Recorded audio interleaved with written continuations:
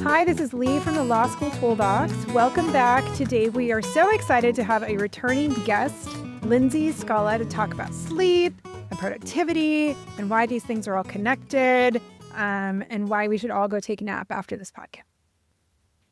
I mean, yeah. Perfect. I'm so happy to be back. I know. Thank you so much. Well, I feel like I did the opposite thing that I should before doing a sleep podcast, because I went out late last night and so I didn't get enough sleep, and then I went and got a coffee smoothie before our podcast about sleep. It is A-okay, because this is the thing. We're going to talk today about why we're humans. Yes. And that Great. Some days we are humans and we do the thing that we need to do to be humans, and we're going to take the stress out of sleep. Perfect. And sometimes you have to have the coffee smoothie from the place. Sometimes you got to have a coffee smoothie. Sometimes I got no problem with your coffee smoothie. All right. For folks who have not listened to your other podcasts that we've done together, why do you care about sleep? Why do you talk about sleep? Who are you and what do you do? Why do I tell it to strangers in the Starbucks line when I'm picking up my order? Sleep all the time. So I actually hated sleep for a very long time. I thought that sleep was the sort of enemy towards my productivity. And I thought that being tired was the cost of ambition. That meant I was doing it right. When I was 16, I started having these bouts of just being otherwise engaged and then getting excessively sleepy. Sleep would hit me like a hammer, and I would just get this little voice in my head that's like, if you don't go to sleep right now, you're going to die. And I would go in the bathroom and I'd curl up on a stall and I'd put my head against the wall, and I'd take a 15-minute nap and I'd feel better. And I told my doctor about this, and my doctor said, you're busy and busy people are tired. And I took that with me into my career. And I am working for the future president and then the president of the United States. And I spent a lot of years doing advance for President Obama. And I was with the best and the brightest and the busiest. And I never saw them sneaking into the bathroom to nap. That wasn't like a typical afternoon. That wasn't for anyone a else? typical thing. But everybody was tired. And of course you're tired. You're pulling all-nighters. You're staffing the future president of the United States every 4 to 6 days. Everybody was tired. So I thought I was, one, bad at being tired. And two, I know what it feels like to think you are falling behind because of something as basic as being tired. And that really stuck with me. I thought I didn't want it enough. I thought I wasn't as ambitious as I thought I was. I really held on to this as who I was. I ended up getting diagnosed with narcolepsy when I was 35, which is a chronic neurological condition of the sleep-wake cycle. And so I can feel excessively sleepy during the day and have trouble sleeping at night. And when I got that diagnosis, I didn't just learn I had a sleep disorder, which 1 in 5 of us do. I learned I didn't know anything about sleep. And it turns out most of us don't know anything about sleep. We never learned about it in school. It was just this one and done thing, which is so wild when you think about it, because we spend a third of our life doing this thing that we don't know what it does for us. Most of us think that it's a waste of time. And we don't know what to do about it when it feels bad. So I, went down a quest to figure out my own sleep and what narcolepsy really was and how to work with it and how to be living my best life with narcolepsy. But I wanted to take that message bigger, because 1 in 3 of us have an issue with sleep at some point in our life. That's a lot of really tired people. Sleep is a $64 billion a year industry in the United States alone. People are spending a lot of money because they're super tired. But if we don't know what sleep does for us, if we don't know how to work with our sleep, if we don't know how to sleep, we're just going to keep throwing money at fancy gadgets and gummies and weighted blankets without actually having the tools to make us better sleepers. Because sleep isn't the thing that gets in the way of your productivity. It's the thing that makes everything else possible. Just ask anyone who's had a small child who doesn't sleep. That is my life. I mean, they're not small anymore. I mean, they're not big either. They're medium-sized, really. But I had never had sleep deprivation like I had when I had a new baby, where I didn't sleep for years, basically. And I mean, it just rocks your world. And I'm a light sleeper. I'm not one of those people who can sleep anywhere or sleep anytime. And so you take away your nighttime sleep, you are a fraction of a human. It is really scary. Yeah. And we celebrate that. And what's really wild is that you go a period of time, like 20 hours being awake, you're the same as somebody who's legally drunk. And it's not okay to go to work and be like, guys, I am loaded. I have been drinking for 4 days straight, but I got this presentation done. But it's totally okay to be like, guys, I've maybe slept three hours this whole week, but I got the presentation done. And you're like, oh man, you're a superstar. Yeah. And so we've got like a really weird relationship with telling people that they should have self-care, but also rewarding people who don't sleep. And so that's why I'm a big believer that sleep isn't self-care. Self-care implies that there's some sort of choice in it. Sleep is survival. Sleep is the base of everything else that you're going to do. It's not that like you can choose like, I'm going to eat healthy and I'm going to exercise and maybe I'll work on my sleep too. None of that stuff matters if you're not sleeping. Yeah. I mean, I was reading a chapter in a book yesterday that was about sleep and cognitive performance. And it's echoing what you said. The 1 in 3 people is not sleeping enough, is sleeping less than 6 hours a night. And I think that for folks listening to this podcast who are, possibly in law school, you are probably pushing the boundaries of that sleep because a lot of times you stay up and work late at the library. You're not keeping regular hours. But 1 in 3 people sleeping less than 6 hours a night sounded pretty extreme to me, but it seems like that's really what it is. Yeah. I mean, we are a society that doesn't value sleep. And so you've got sort of a mix of issues. You've got the people who think that they need to hustle harder. And so they're doing everything at the risk or they're doing everything so that they don't have to sleep. And then you've got the people who are struggling with their sleep and don't have the tools to get the sleep that they want.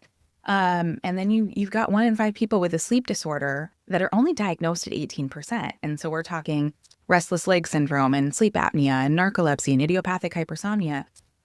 And you just think you're a bad sleeper. And there's no such thing as a bad sleeper. We just haven't gotten you the right tools. And for those 1 in 5 people, they need medical intervention. There are sleep specialists. They need somebody to help them treat the condition that they have. And I'm living proof that once you get treatment for that, your life is amazing. Like you haven't slept in a bathroom recently? I have not slept in a bathroom recently. Wow, that's so great. I am still a big believer in naps, but I choose when and where to nap. So I have not had a bathroom nap recently. Sometimes when it's a big, crazy day and you don't have a lot of options on napping, I did take some very clever naps at Disneyland a couple of months ago. I get that. But I wore my mini ears while I was doing it. So, it felt on So it was on brand, basically. On brand. On brand. I'm good at naps. It's a thing. And napping is actually really good for most of us. Like napping is very good for your health. It's good for your blood pressure. It's good for cognition. Like you can literally sleep on it. The rules for napping is you want to nap like 10 to 20 minutes max because you don't want to get into a deeper cycle of your sleep. We sleep in about 90-minute cycles. And once you go past the 30-minute mark, you're looking at deeper sleep, deep sleep, and REM sleep. And we don't want to wake up in the middle of that because then you're going to wake up groggy and feeling worse than you did before you laid down. So I tell people to set an alarm for 25 minutes because most people do not fall asleep the minute their head hits the pillow. If you do, we need to chat. But that gives you like a little bit of time to fall asleep, hit that perfect 10 to 20 minute window, and then wake up and go on the rest of your day. Caveat, if you struggle to fall asleep at night, skip napping, take a brain break instead, go do something very light, play a little game on your phone, take a little walk, don't push yourself on the walk, but like let your brain just rest for a moment and skip the nap. Yeah, that makes sense. Yeah, I'm not a very good napper. I wish I could. Oh, I had a roommate once who was a very high-level competitive rower. And all through college, they would row at like 6 a.m, all these crazy times. So he could sleep anywhere, like anytime, anywhere. He had just really trained himself because starting in college, he had to be able to sleep when other people were awake. And I was always amazed that you'd find him like napping and any flare in our house, like doing something. And I'm like, how do you do that? He's like, I'm just a well-trained, like it became, important to my performance. We don't always want to look at being able to sleep anywhere and everywhere. It's true. As a goal. True, but there are just people who are better, that more could be skilled. An indicator of a sleep disorder. Fair point, my fair family point. just thought that I was a really good sleeper. Flights delayed, Lindsay's sleeping on the floor of the airport. That's a definitely. That's not That's not the recliner in the living room, you know? Yeah. No, the recliner in the living room is fine for a nap. A little more appropriate. A little more appropriate. If you're sleeping anywhere and everywhere, literally Everywhere, yeah. cars you're not driving in. Well, yeah, that's probably that's a little much. But no, otherwise napping is excellent. And we got tools for when you do have an issue falling asleep. We've got so many tools. You know, one thing I was thinking about while we were chatting was just this visibility around sleep. I know that for about a year, I've been an Oura Ring user, which does track my sleep, but I have found it to be very interesting because I love data. And it does keep you honest because you can't like manipulate the data. It also is sad when you don't sleep well. Gives you feedback. We're going to talk about that. Yeah. But I will say that I think what has been helpful for me is just creating visibility around this issue, because we can tell ourselves all sorts of stories about how much we sleep or how much time or how long we lay in bed to fall asleep. What do you think about, you know, these kind of tools we have to track sleep, and are they helpful? Can they go overboard? So my thing with the tech is that I'm really happy people are talking about sleep and valuing their sleep. The problem with the tech is that how my sleep is, I'm the best indicator of that. Mm-hmm. So I know if I am sleeping well, if I am feeling good when I wake up and throughout the day. So you can have people who wake up and feel fine, and then they look at their score and suddenly they feel terrible. And so sometimes that data can backfire on us. Mm-hmm. And especially if you're someone who's dealing with insomnia right now, having this constant data that's telling you something that you already know is making more stress for you. And so many of our problems around insomnia are really that we've trained our brain that we think we can't sleep. Mm-hmm. And so it's a repetitive cycle. And so when you're looking at so much data, like it can actually backfire on your sleep. So what I want for people is to give some easy tools that they can use to work on their sleep before we start focusing too much on data. Because if you're sleeping fine and you're really interested, if I work out at different times a day, how much deep sleep I'm getting, that's totally great. If you're worried you're not going to fall asleep when you go to your bed at night, knowing that something is tracking that information that you're already worried about is going to backfire. Yeah.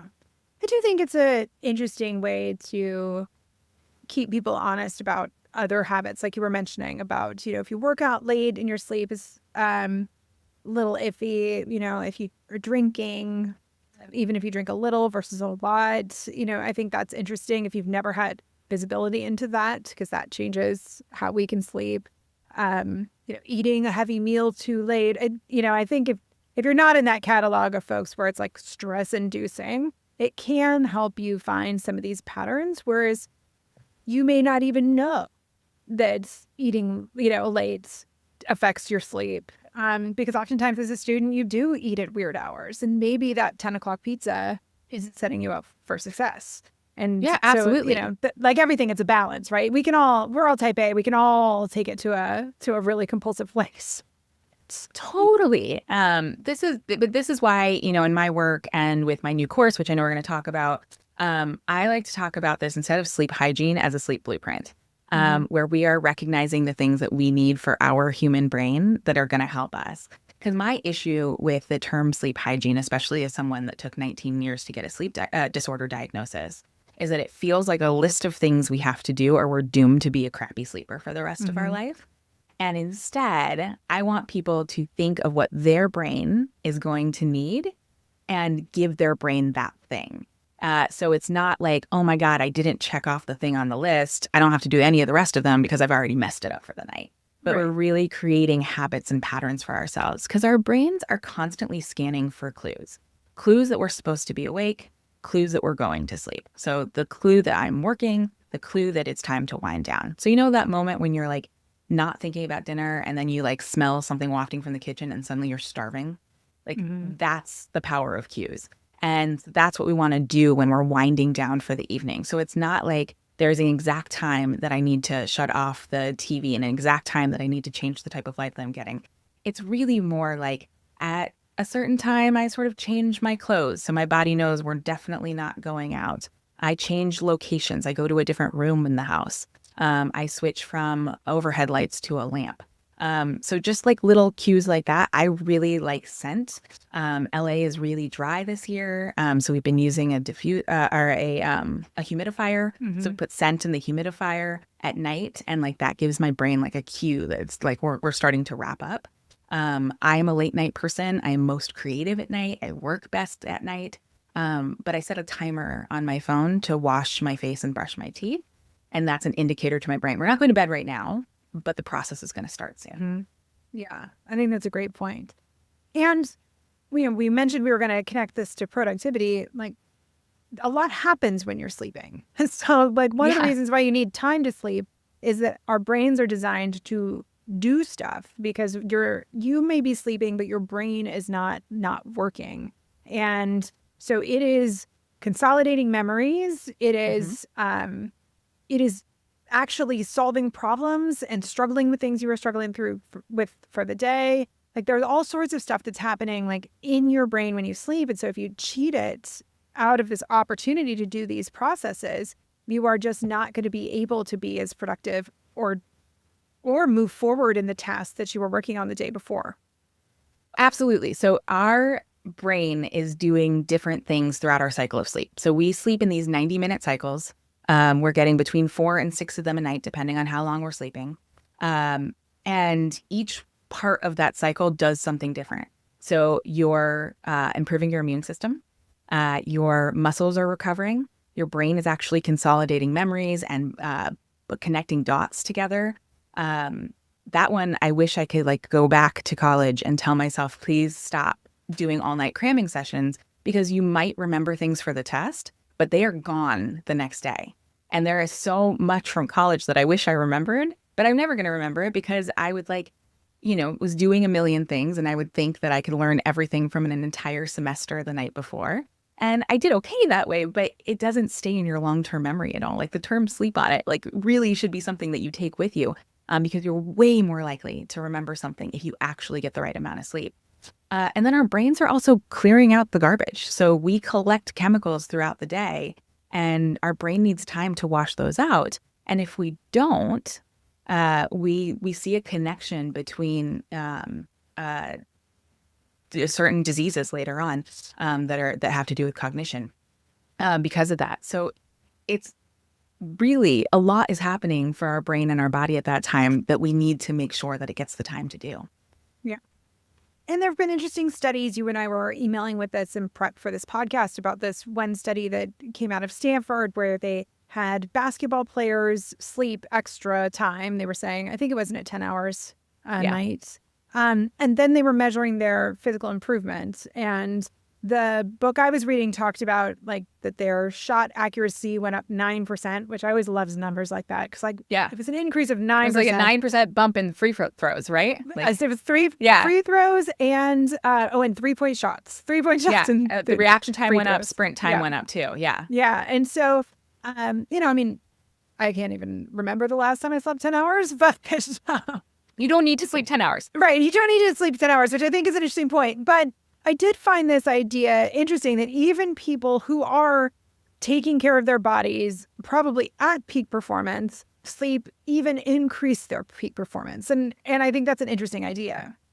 Oh, absolutely. You need sleep to do the things. So, you've got athletes that are like naturally gifted at these things. But if they're focusing on their sleep, their muscles are recovering better, their immune system is recovering better, and they're going to be more taken care of, which is why we're starting to see more sports teams actually focus on players understanding their sleep better so that they can perform better. And we should all take this away, because it doesn't matter if your skill has to do, with your ability to throw a 3-point shot, or, you're using your brain for something. Like, our peak performance happens because we give our brain the time to do this. And a note on the hours. Yes, that study was 10 hours. The majority of us need to sleep between 7 and 9 hours. Some people are going to be down at the 6-hour mark. Some people are going to be up at the 10-hour mark. The 8-hour number is completely random. It came up because it's the top of a bell curve. So when you map that out, like the 10,000 steps, it's like it's exactly just a number, it is. right? It is just a number in the middle. So I tell people, like, don't focus on the number. Focus on you sleeping long enough to feel good. So I actually tell people, like, pick your wake up time, and then don't go to bed until you feel sleepy. And then you'll start figuring out how much sleep you need based on that, and keep your wake up time the same every day, no matter if it's a weekend or a weekday. And I know this can be really tricky for students because you feel like you can catch up on the weekend. But what happens is that if we start moving our bedtime more than like an hour or two, moving our wake up time more than an hour or two, you're actually giving yourself jet lag without leaving your apartment, because your body has to then catch up come Monday. And so Monday is going to feel absolutely brutal when you do that. So the same rule for napping goes over the weekend too. Don't decide to take like a 3-hour nap on the weekend when you don't normally do that. And try to keep your wake up time as similar as possible so that you're feeling as well as you can throughout the week. And I think this is an interesting push-pull when you're in a graduate program like law school, because you may feel like there are a lot of social things that you want to be a part of, and a lot of those happen at night, so, but there's a cost to being out till midnight or 1 o'clock, and maybe drinking on top of that, which also influences your sleep, right? And so I don't know, how do you encourage people to think about that push-pull of like, if you're doing something intellectually hard, like being in law school, and that is the overarching goal that you are working towards, and you want to have fun, you want to be going to do all these other things, how do you find that balance? Well, I mean, there's a couple of things. If you don't have early classes and, you are able to stay out later, maybe you shift your sleep schedule a little bit later. If you find yourself, I wouldn't, recommend doing this regularly, but you find yourself where you're going through a period where your sleep's a little abnormal, like you're sleeping shorter, like take a 90-minute nap during the day. You don't want to nap less than that. So it's either nap less than 20 minutes or do the full 90, so that you make sure that you're giving yourself enough sleep. That's one way to look at it. But really, really try to see the benefits of sleep up there with the benefits of networking and everything else, because that is going to help you retain this longer. Do I need to remember, the theory of backwards nations from my freshman, class of political science? Probably not. Are you going to need to remember what you learned in law school as a lawyer? The probability is a lot higher. So, think about this as a tool towards your future career as well. Mocktails are having a moment. I am a big fan. I really love ritual. I love the clink of the glass. I love the pretty colors. I love the add-ons. And they've got that now. And there's a lot less sort of social shame around that. You can also order it up at the bar. No one needs to know that it's a mocktail. But the thing about alcohol in our sleep is that it is going to interrupt the cycle of your sleep, the structure of it. So you might fall asleep just fine. There's people who are like, oh, I have my glass of wine and I fall asleep even better. Yeah, it's a sedative. It's going to help you fall asleep faster, but it's going to interrupt the whole cycle of it. So, you imagine your sleep is this really well choreographed ballet, and the dancers are coming on one after the other and they go the different places. And then you've got this drunk guy that comes out from the curtain and falls into the orchestra. The performance can't stop, but it's definitely ruined. So you're gonna feel crappy tomorrow. That doesn't mean stop drinking. I'm not here to take your booze away, especially during 2025. I'm not shaming anybody's, Coping mechanisms coping mechanisms. But if you recognize that I'm going out on Friday and we're going to have that great bottle of wine, I'm going to have more than, a glass or two, tomorrow's not going to be great. And, that you decide that trade-off. Right. Alcohol does have a long half-life. So I like the one drink at happy hour rule. So, just drink your one drink a little earlier in the evening. And that's going to help your sleep later at night. Yeah. I tell you, it is interesting, this kind of negotiation we have to have with ourselves and our future selves, right? Because you're kind of making choices on Friday night based on who you want to be on Saturday, which is a really hard thing for us as humans to do because we like immediate positive reinforcements. I have ADHD. I'm not thinking about tomorrow. Yeah. Right. Right. So you don't have a relationship with your future self. You're just no, I'm a regular fan of. I'll see you in the future. I can't talk to you tomorrow's problem. Yeah. Tomorrow's problem. I think it is a real challenge as humans, to keep that perspective of saying what are these choices I'm making in this present moment going to, how am I going to handle the ramifications of the next day? I think for non-ADHD brains, it's hard. For ADHD brains, it's even harder. It's really kind of interesting to think about it that way. And especially when you're at a time in your life, you want to like be there and do all the things and be in all the places. I'm 42. I don't feel that way anymore. But when you're in this time in your life, like I get it. When I was 22 and working for a congressman on Capitol Hill, and I would like go to work. I would like leave my office around 5 because they had all these receptions. So I would like, go eat whatever was at that reception, which they were always like themed. So, you'd find the Wisconsin like cheese one, eat a bunch of cheese. That was dinner. And then come back, do another couple hours in the office and then like, go out and socialize with people till 2 a.m. and then go back to the office the next day. That takes a hit on you. But I know what it's like to feel like you need to be in all of those places. I just wish that I had understood what my sleep was and how to work with it at the time so that you can make better informed choices. Because it's not about doing everything perfectly. It's about having enough information so that you can make those decisions. I mean, we talk about this in like budgeting. That's one of the things we've talked about on the podcast. You've had the founder of You Need a Budget on a few times, and he's really great about saying, like, if you want a $10 like coffee drink once a day, go for it. If that is important to you and that brings joy in your life, like go for it. It's not a wasted $10 if you want that in your life and that brings you joy, like then make financial decisions to allow yourself to have the $10 coffee. The only problem is not deciding to have the $10 coffee and be like, where does $10 go every day? Yeah. He's like, just chooses to do it. And then it's intentional and that's great. And you can make other trade-offs of things that you don't care about as much as your $10 coffee. I don't know if coffee could be $10 everywhere, but it definitely in the Bay Area can be $10. I live in LA. Yeah. Yeah. So see, same thing. Our coffee's better than a lot of yours too, and it's still very expensive down there. Yep. Yeah. It is. But there's like an intentionality around it. If just like be honest with yourself, and I think that I wish the younger version of me had been just a bit more intentional about those choices and just said like, hey, this is a trade-off, but I'm good to make it because I want to do this thing. Or last night I was out late because I wanted to go to a concert in the city. I knew that I was going to be out late.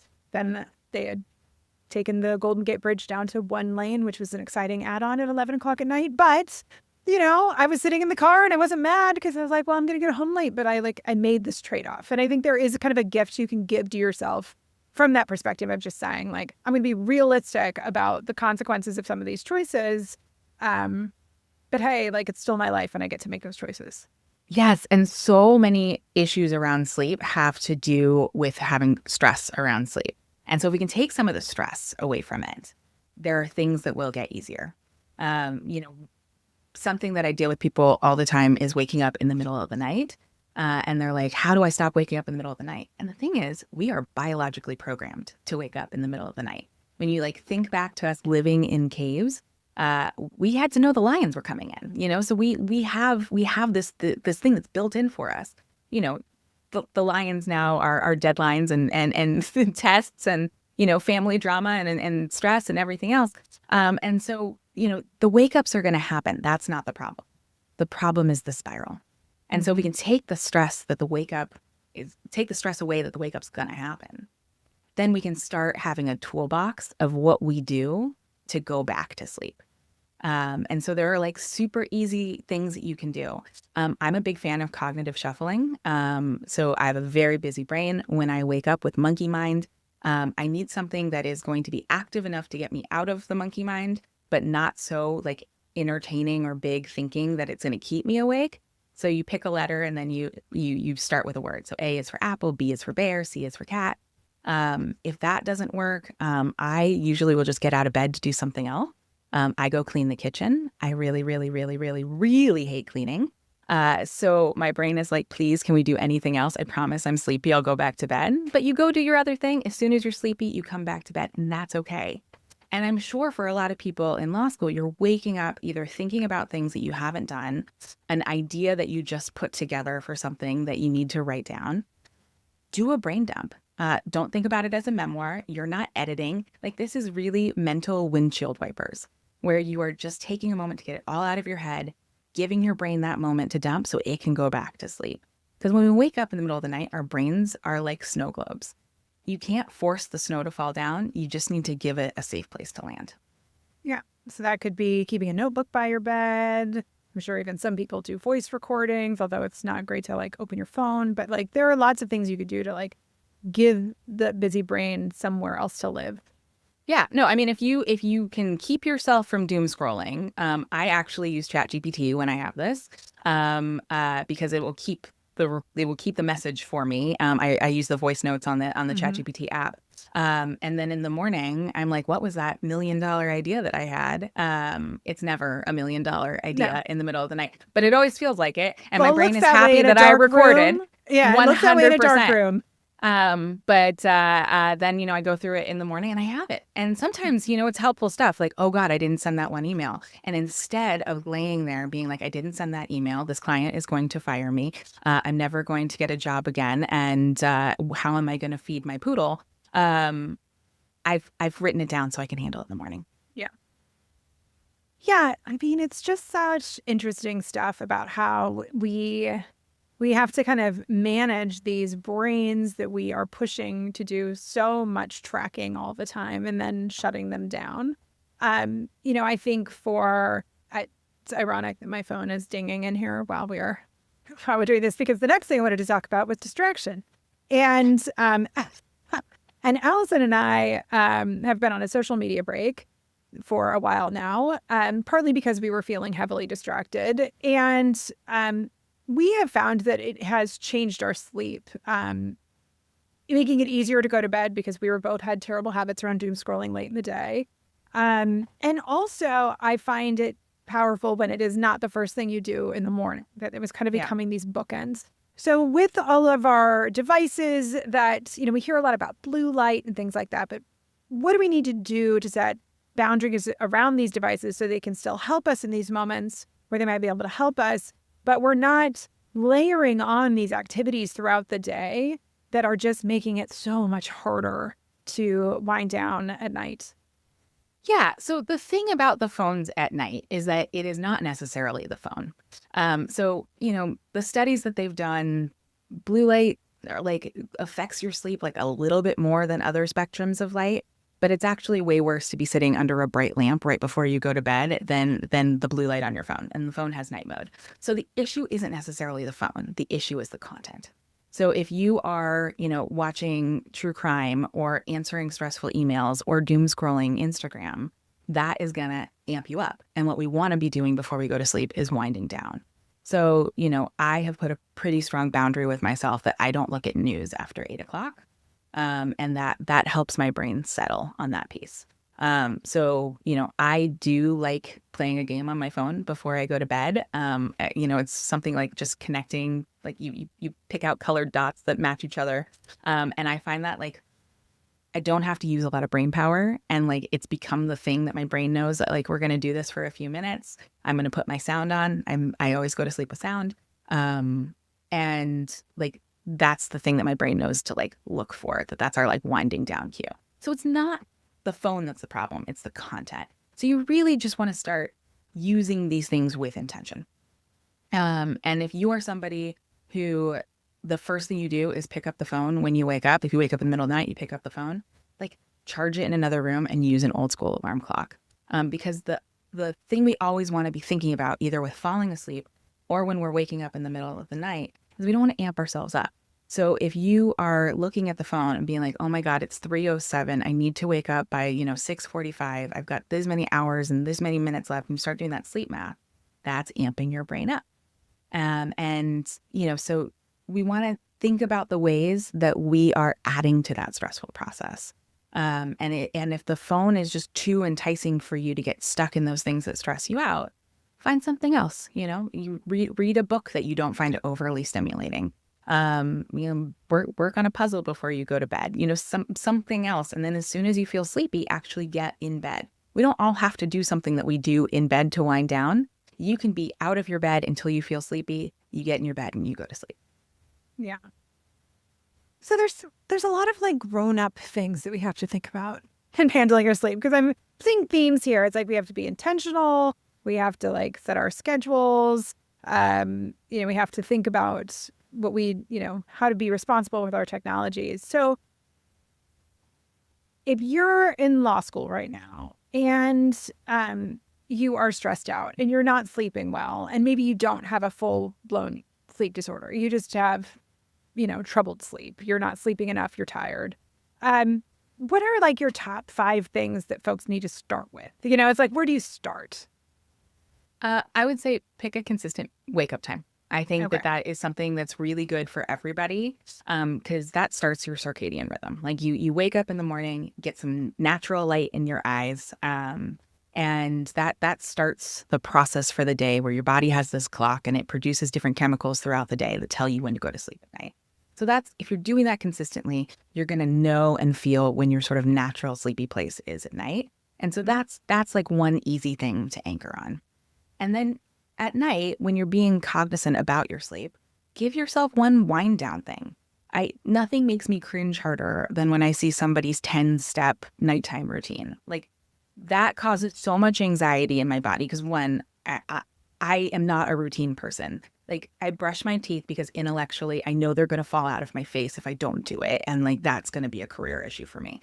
But my brain never says like, it's time to brush our teeth. Oh, you can't do something else. You haven't brushed your teeth yet.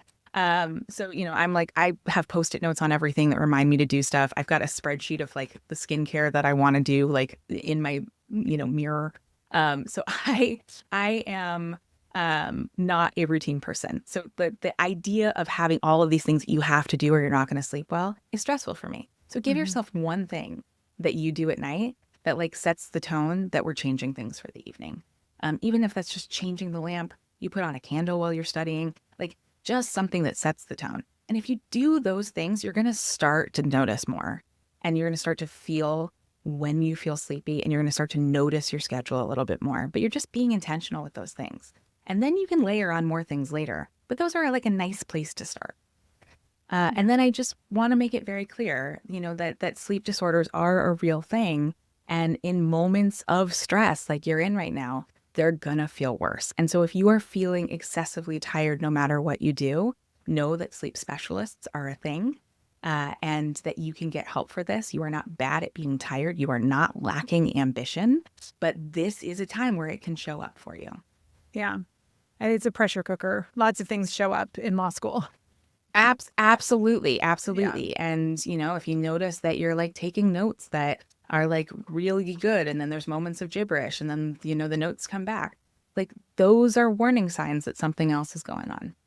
And let's say, you're not into data collection, like you wearing a wearable or something like that. I think one of my medical doctors was telling me this advice about something. He's like, notice something once and just like make a note on your phone, and then he's like, notice it again. And then you've already got that note and he's like, notice it 3 times, you should text me, which I thought was an interesting kind of way because he's like, don't obsess over things, just notice it once and then deposit it somewhere. So I would say that like maybe that's some way to approach sleep too. It's like, oh, you sleep, you're really overly tired for a day, like make a note. And then it's like, you're overly tired for a week. Well, that's a different note, right? Or you're sleeping in the bathroom stall. Maybe that's its own note, right? I mean, but to try and like not make yourself constantly track these patterns. I like this idea of just saying like, I'm just going to make a note of that. And if it just goes away, it goes away. But if it doesn't, you can say like, wow, now I have this history of like, of patterns. And then experts can always help you digest those patterns. It seems so simple to do that. But after he gave me that advice, I'm like, I don't think a lot of us do. No, it feels so novel. And especially where we are with healthcare right now, for anybody who has, had to become their own advocate around healthcare, we often feel like we have to diagnose ourselves. Like we do all the research and we walk in and we're like, I have X condition. And then the doctor looks at you and says, you missed that day at med school. You don't have X condition. And it doesn't become like an improv situation where it's like, yes, and we're going to figure out what condition you do have. Right. And so what I really like about taking notes, I'm a huge believer in this. I have a great tracker for you in my course. But what I like about taking notes is that you can walk into a doctor's visit and you can tell a story about what's going on. and have them help you connect the dots. And that is the best thing that you can do for yourself. And also, how many times have you gone into a doctor's visit and they say, "How are you doing?" And you're like, "Fine." Because you go totally blank. Totally Nothing's blank. wrong. But if you've been keeping these notes, and you don't have to do it every day, like this is not something but it's when you notice something, you write it down and you have this story that you can tell. You can even hand your notes over to the doctor and have them look at it. But that's such beautiful advice for people, because that is going to help figure out patterns differently. And then just one more push for sleep specialists, because of the way we teach, sleep in this country, and other countries, the average general practitioner has about 2 hours of sleep education. So they might not realize some of the things that are happening for you are around your sleep. Women and sleep apnea, it's not necessarily like loud snoring and gasping. It's waking up multiple times in the middle of the night to pee. It's waking up with a headache or a sore throat. And if you go to your GP, they might not think sleep apnea right away. So if you are feeling excessively tired during the day, make sure to see a sleep specialist. Yeah. One other tidbit I read in the book I was reading that I had a chapter on sleep, and then I was like, oh, this is so great because I'm talking to Lindsay tomorrow. I'm going to be so prepped with all this new facts that I read that she already knows.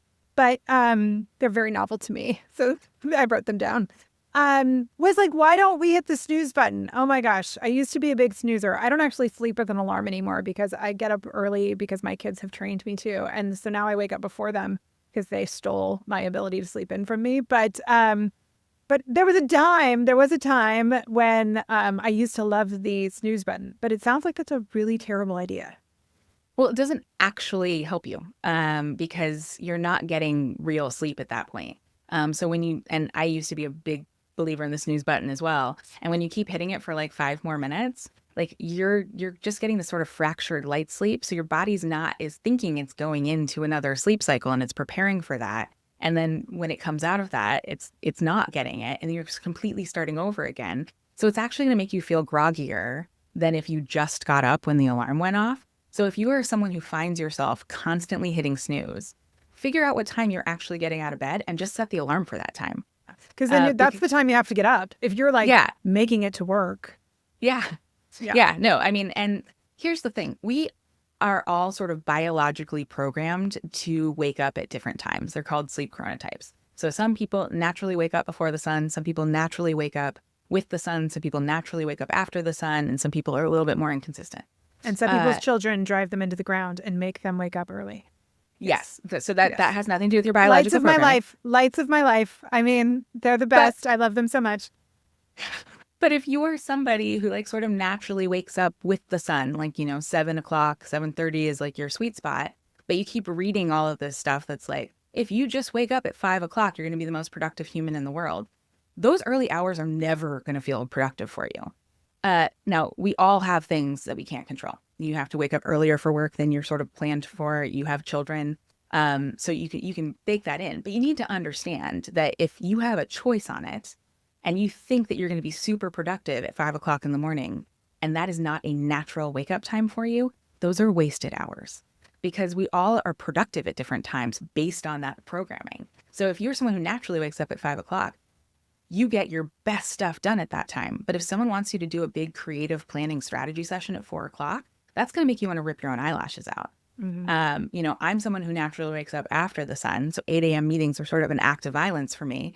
But, you give me a big creative strategy session at 4 o'clock and I'm going to rock that. Like that's my superpower time. So don't just think about it for your wake up time, but think about it sort of like notice your own natural lulls during the day and plan accordingly for when you feel the best.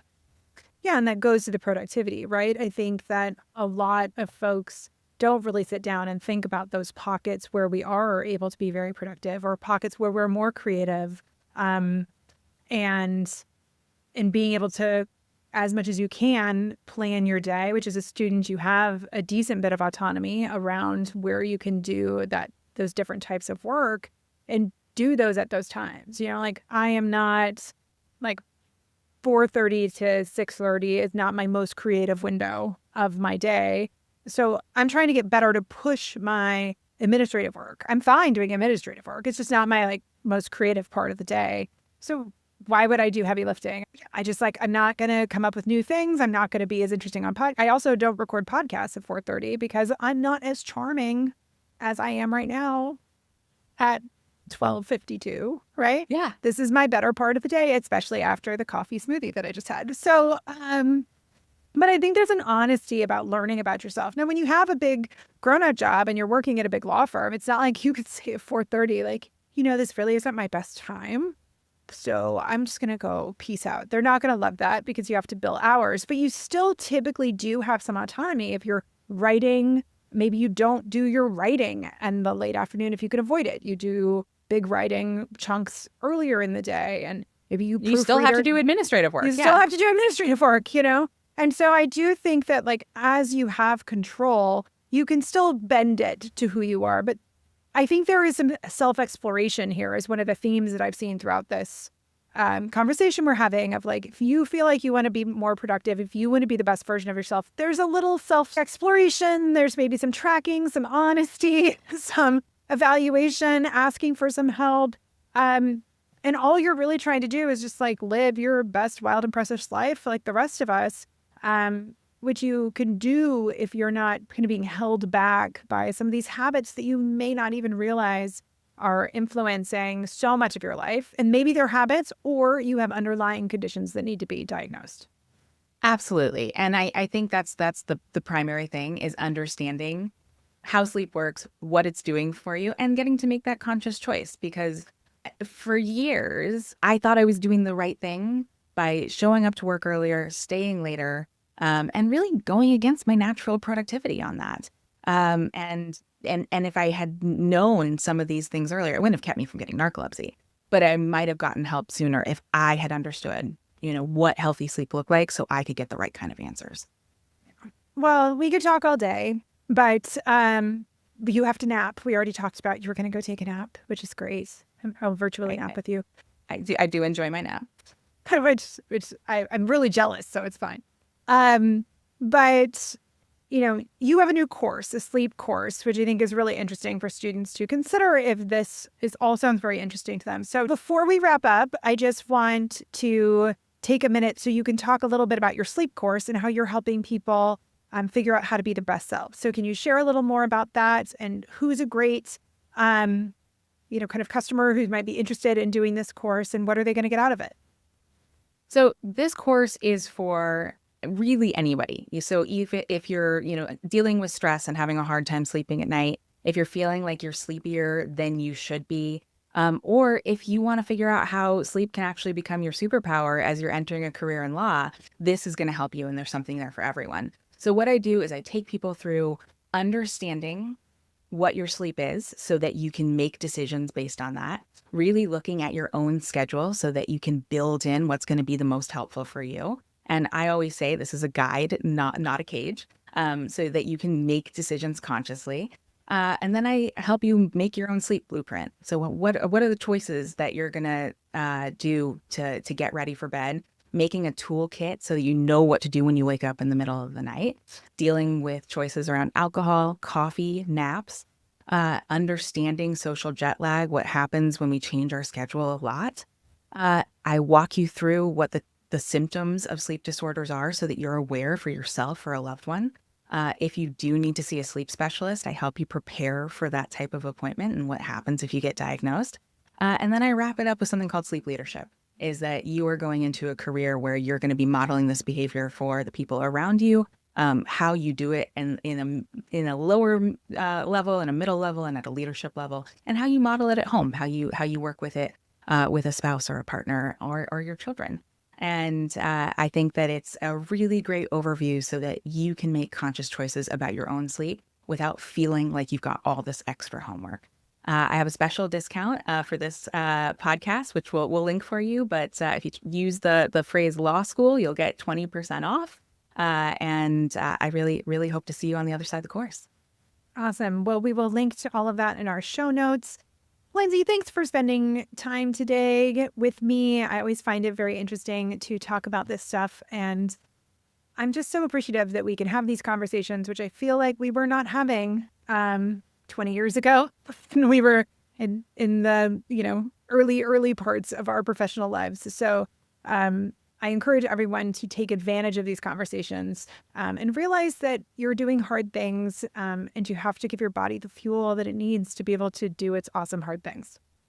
100%. And so grateful that you all are leading the charge to make sure that people have access to all of these resources. This is so helpful and so wonderful. And I couldn't be happier to be back. Great.